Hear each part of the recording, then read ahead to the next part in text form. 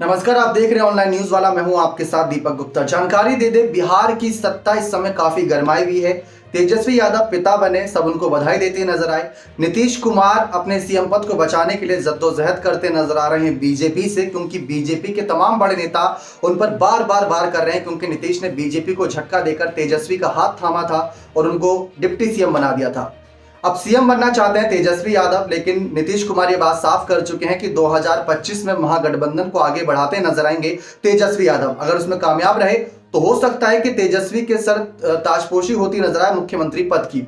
लेकिन इन सब के बीच बीजेपी ने एक बड़ा दाव चल दिया है। जहां सब लोकसभा चुनाव की तैयारियों में जुटे हुए हैं, तो वहीं बिहार विधानसभा चुनाव को लेकर एक बड़ा दाव चला बीजेपी ने सम्राट चौधरी के रूप में। जी हां, सम्राट चौधरी ये वो नाम बनता जा रहा है जिसको लेकर कहा जा रहा है कि नीतीश तेजस्वी की काट के रूप में ये एक बड़ा नेता यहां पर कारगर साबित होगा। विधायक से मंत्री, मंत्री से नेता प्रतिपक्ष बने सम्राट चौधरी, जिनका कद लगातार बढ़ता चला गया और आज के समय में प्रदेश अध्यक्ष के रूप में जाने जा रहे हैं। और प्रदेश अध्यक्ष के रूप में अगर प्रदेश की सियासी सत्ता को अपने हाथ में ले लिया तो जरूर ये बात लाजमी है कि आने वाले वक्त में बीजेपी इनको मुख्यमंत्री चेहरा घोषित ही नहीं बल्कि मुख्यमंत्री पद पर इनकी नियुक्ति कर देगी, अगर बीजेपी इनके समर्थन से आगे चुनाव जीत जाती है।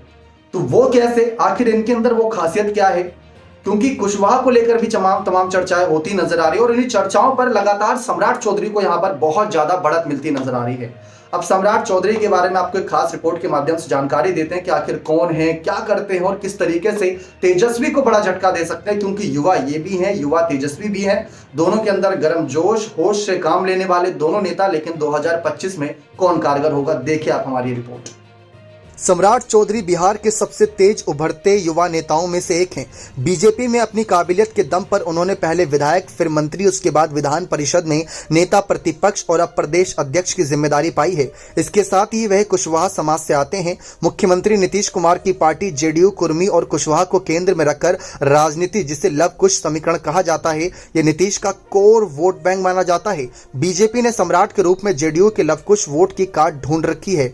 सम्राट चौधरी को बीजेपी प्रदेश अध्यक्ष बनाए जाने के बाद से समर्थक उन्हें सीएम कैंडिडेट के रूप में प्रोजेक्ट करने लगे हैं। उन्हें यूपी के मुख्यमंत्री योगी आदित्यनाथ की भी उपमा दी जाने लगी है। पिछले दिनों जब प्रदेश अध्यक्ष बनने के बाद पहली बार पटना आए थे तो उनका स्वागत में जगह जगह पोस्टर लगाए गए जिनमें लिखा था, बिहार का योगी आ गया सम्राट। इन पोस्टरों में सम्राट का मुख्यमंत्री पद का दावेदार भी बताया गया। अब सवाल है कि बीजेपी 2025 में सम्राट चौधरी के चेहरे पर बिहार विधानसभा का चुनाव लड़ती है तो उससे कितना फायदा होगा? क्या वे सालों से बिहार की सत्ता पर काबिज रहने वाले नीतीश कुमार के खिलाफ मजबूत कैंडिडेट होंगे? दरअसल बीजेपी ने लोकसभा चुनाव 2024 से पहले सम्राट को प्रदेश पार्टी की कमान सौंपकर उन्हें अपनी काबिलियत सिद्ध करने का मौका दिया। यानी कि अगर 2024 चुनाव में बिहार में एनडीए का अच्छा काम प्रदर्शन करने में सफल हो जाते हैं तो उनके लिए 2025 में सीएम पद की राह खुल सकती है। नीतीश कुमार की पकड़ की अगर बात करें तो उनको अति पिछड़ा वोटरों का खास एक मजबूत वोट बैंक माना जाता है।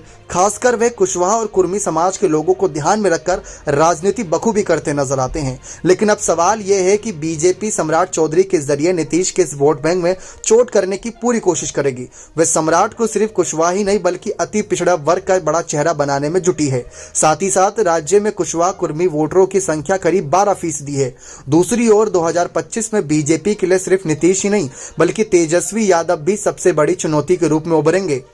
नीतीश पहले ही ऐलान कर चुके हैं कि 2025 का विधानसभा चुनाव तेजस्वी के नेतृत्व में लड़ा जाएगा। माना जा रहा है कि बीजेपी ने इस बात को भी ध्यान में रखकर सम्राट चौधरी को प्रदेश अध्यक्ष बनाया है। तेजस्वी की तरह सम्राट भी युवा चेहरा है। इसके साथ साथ उनकी युवा सोच पार्टी में एक मुखरता लाएगी, यानी कि सम्राट चौधरी अपनी मुखरता के लिए जाने जाते हैं। नीतीश कुमार के गठबंधन, जो महागठबंधन के बाद विपक्षी नेताओं के तौर पर उन्होंने सड़क से लेकर संसद तक सरकार को घेरने में कोई कसर नहीं छोड़ी। इसी कारण वे विधान परिषद में नेता प्रतिपक्ष भी बने। हालांकि अगर बीजेपी सम्राट को सीएम चेहरा बनाती है तो वो कितने कारगर साबित होंगे ये तो आने वाला वक्त ही बताएगा। लेकिन जिस लिहाज से अभी तक लग रहा है कि कहीं ना कहीं फायदा मिलेगा बीजेपी को सम्राट चौधरी के आने के बाद, तो ये बात आने वाले वक्त पर छोड़ देते हैं कि क्या सचमुच सम्राट चौधरी वो कमाल कर पाएंगे जिस कमाल को करने के लिए तेजस्वी यादव और नीतीश कुमार जुटे हुए हैं। ये देखना दिलचस्प रहेगा। देखा आप सभी ने किस तरीके से सम्राट चौधरी के पास कुछ ऐसी ताकतें हैं युवा सोच के रूप में जो बहुत काम आएगी 2025 में। लेकिन 40 लोकसभा सीटों के बिहार को लेकर चर्चाएं बहुत है कि नीतीश किसको समर्थन करेंगे। कांग्रेस के समर्थन में भी झुकाव नजर आ रहा है, क्योंकि विधानसभा चुनाव के बाद जिस तरीके से तेजस्वी के समर्थन ने पलटी मारी थी वो चौंकाने वाला था, और इस पर बीजेपी उन पर विश्वास कब करेगी ये देखना भी दिलचस्प रहेगा। लेकिन सम्राट चौधरी, क्या आप सभी को लगता है कि ये बाजी पलट पाएंगे? क्या तेजस्वी का जो सपना है सीएम बनने का, 10 लाख रोजगार देने का, तमाम वो सपनों को क्या पूरा कर पाएंगे तेजस्वी यादव, या सम्राट चौधरी उनके सपने को तोड़ते नजर आएंगे? आप अपनी राय कमेंट सेक्शन में जरूर रखिएगा। बहुत बहुत धन्यवाद।